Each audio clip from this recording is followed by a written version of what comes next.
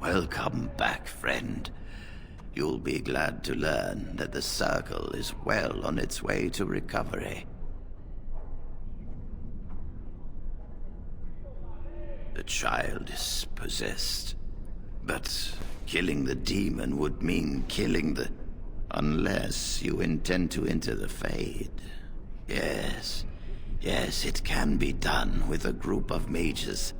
I shall gather what mages I can, and we shall leave promptly. A life is at stake.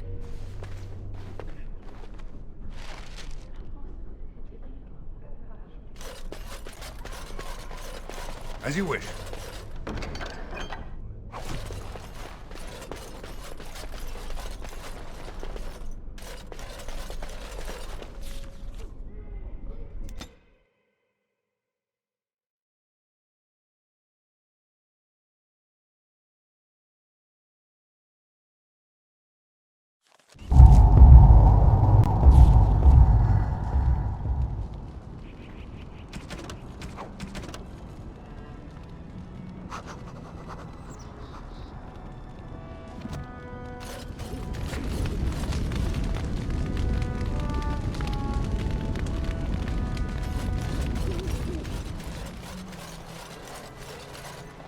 Warden? Indeed. I have spent my life studying steel, dragonbone, and more. I learned all I could in human lands, and exiled dwarves taught me more. Give me the finest metals and materials, and I can make wonders for you.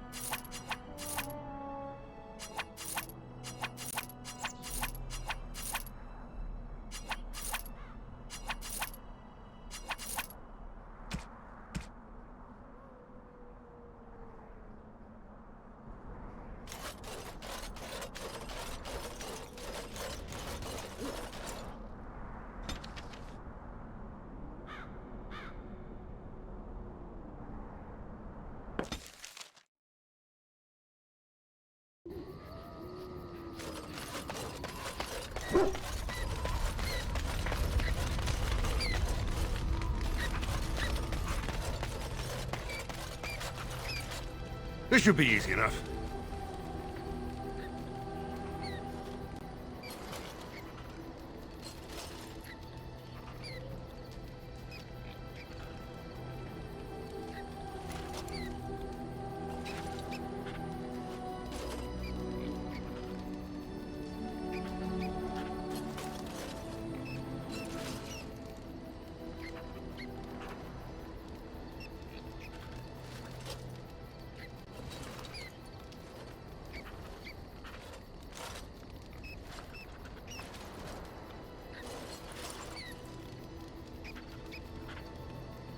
You are good to your troops, Warden.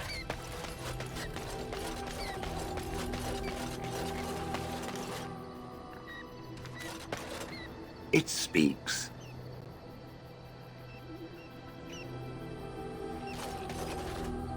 Enchantment? Enchantment!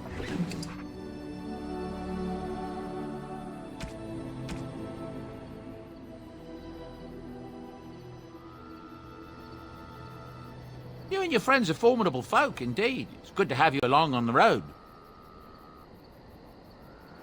The Darkspawn have attacked Lothering. I don't think everyone even had fled by the time they came, either. Word has it they swarmed the entire area, making off with prisoners and burning down the buildings. And then they were gone. Just as quick. I wonder if there's anyone left. I heard some chanters were going to head down south, maybe to try to find some survivors. I'm not holding out hope myself. That's what I've heard on the road, anyhow. Take it for what it is. I'm sure you'll be pleased with the goods my boy and I have collected, and with your discount.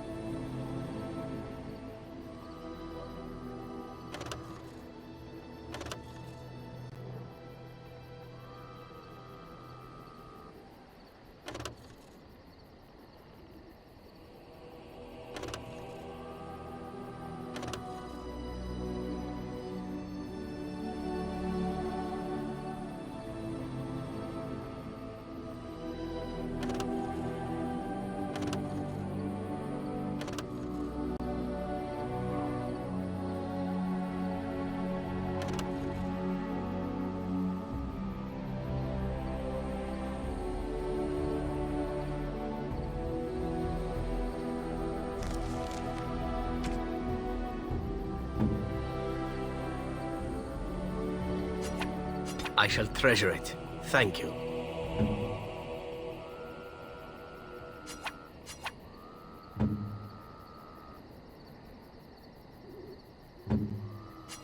By my ancestors, this is a wonderful gift!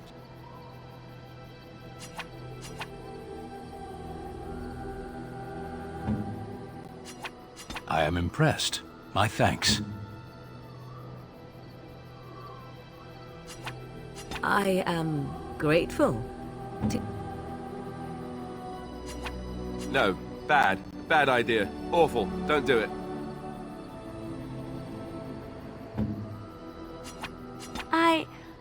That's a wonderful thought. A generous gift.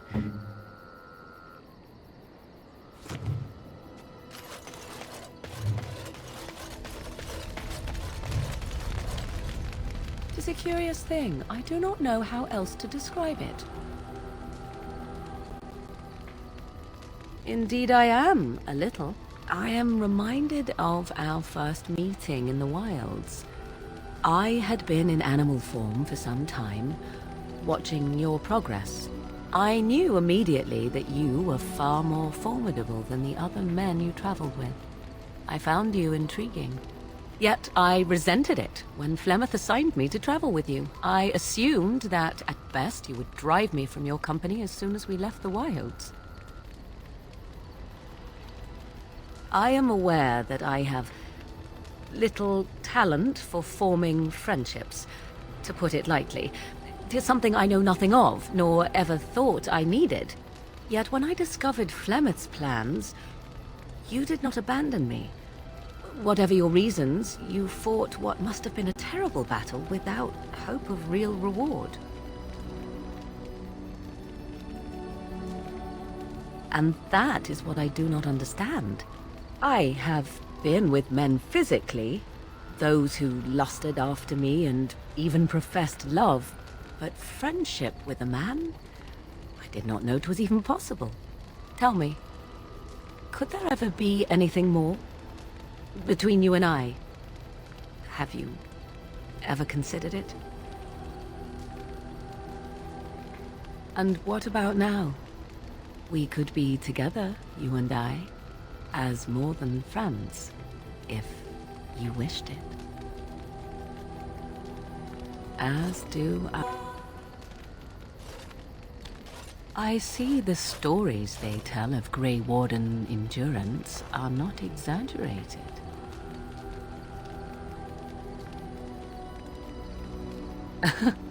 Indeed there are. The unanswered question, of course, is whether the endurance exists because of the taint within you, or because the Grey Wardens are by nature so very healthy. I enjoy the thought that 'tis a little of both. Natural prowess, driven by a darker side.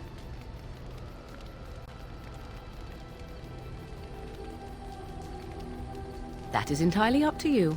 Simply know that I have no designs on your independence. I wish only to do what I desire, and if that coincides with what you desire, then so be it. And should you decide not to continue our misadventure, then so be it. Very simple, is it not?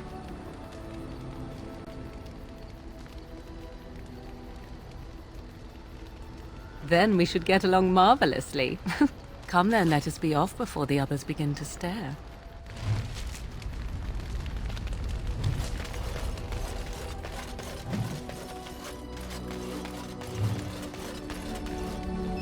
You are not quite as callow as I thought. That is unexpected. You're welcome. I caged myself. A weak mind is a deadly foe, as you are no doubt aware. I told you before that I was sent here. I was not sent alone. I came to your lands with 7 of the Beresad, my brothers, to seek answers about the Blight. We made our way across the Ferelden countryside without incident, seeing nothing of the threat we were sent to observe. Until the night we camped by Lake Calenhad. They came from everywhere. The earth beneath our feet, the air above us. Our own shadows harbored the Darkspawn. I saw the last of the creatures cut down, too late. I fell.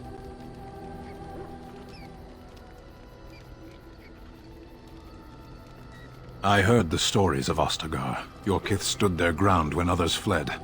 No one can do more than that.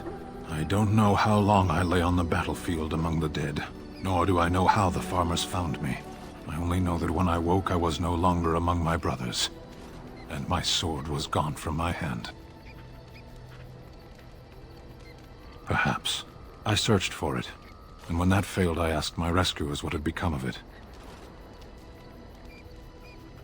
They said they found me with nothing. I killed them. With my bare hands. I did. I knew they didn't have the blade. They had no reason to lie to me. I panicked. Unthinking, I struck them down. That sword was made for my hand alone. I have carried it from the day I was set into the Beresad. I was to die wielding it for my people. Even if I could cross Ferelden and Tevinter unarmed and alone to bring my report to the Arishok, I would be slain on sight by the Antam. They would know me as soulless, a deserter. No soldier would cast aside his blade while he drew breath. If I knew where to look, it would be in my hand now. Near Lake Calenhad. Perhaps those words are empty, but thank you all the same.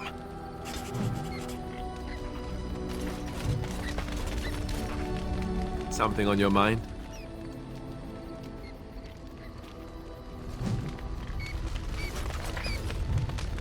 I was just thinking about what happened to the elves, and I'm reminded of a song sung to me many years ago.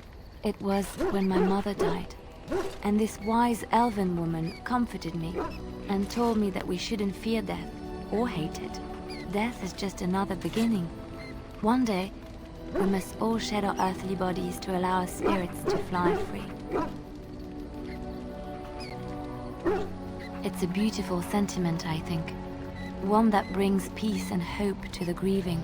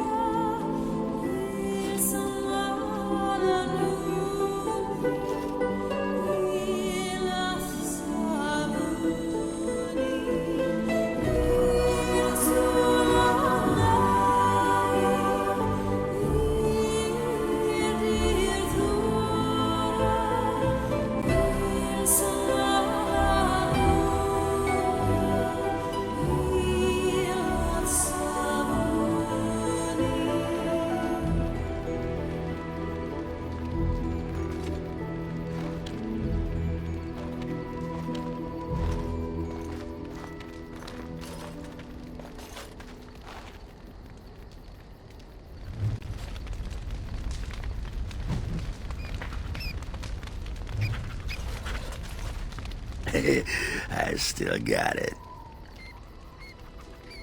Yep, still got it.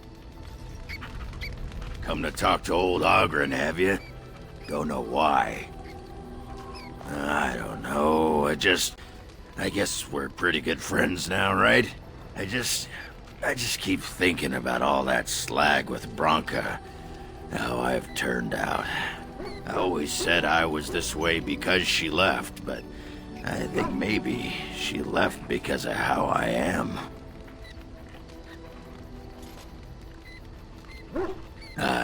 I've tried 27 new kinds of ale and learned I'm just the right height to give a human girl a good time.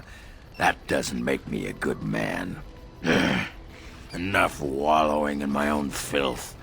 Did you want to talk about something? Well, hello.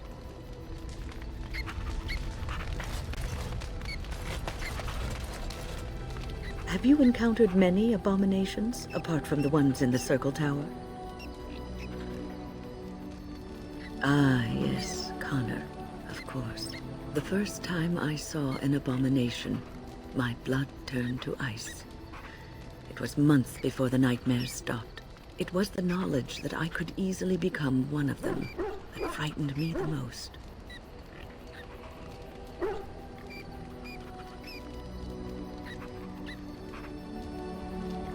One slip.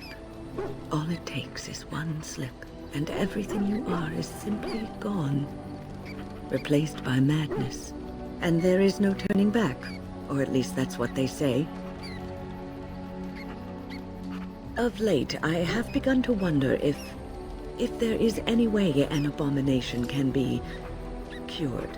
Or if a mage could be so possessed and still retain their sanity, their humanity.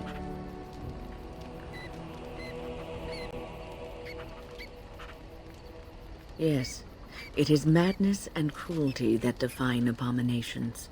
If those are lacking, if the mage remembers the person they truly are, then they are not an abomination. I never saw that. Thank you for showing me another way of looking at it.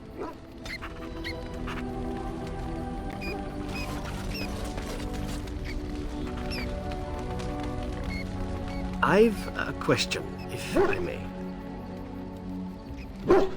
Well, here's the thing. I swore an oath to serve you, yes? And I understand the quest you're on, and this is all very fine and well. My question pertains to what you intend to do with me once this business is over with, as a point of curiosity.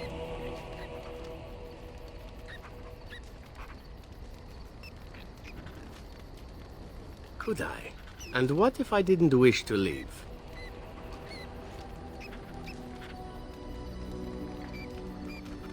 Indeed.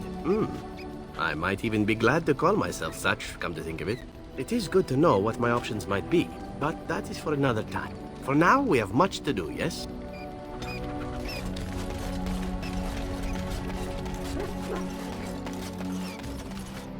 If there's anything I can do for you, please tell me.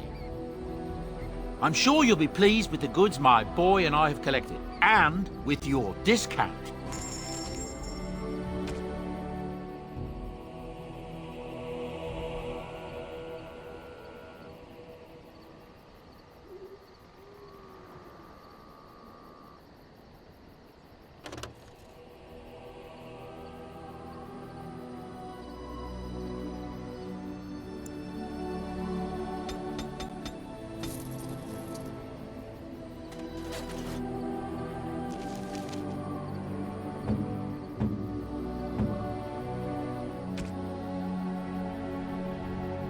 Ooh, shiny.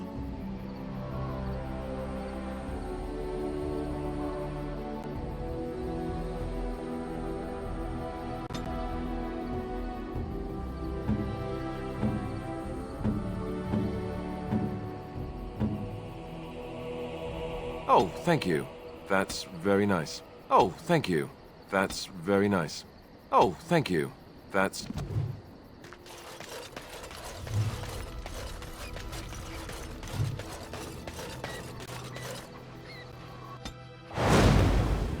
Yes. Yes. Yes.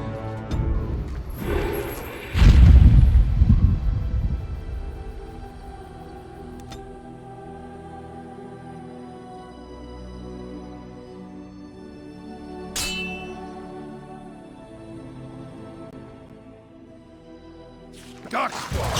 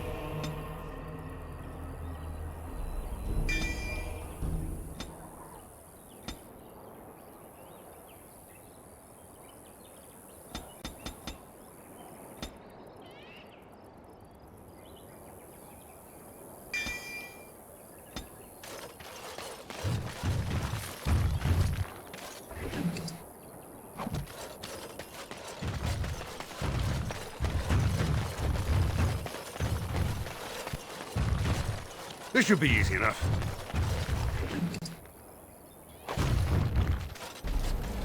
As you wish.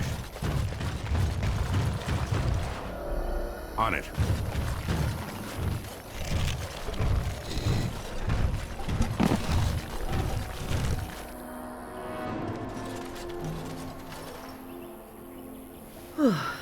I fell.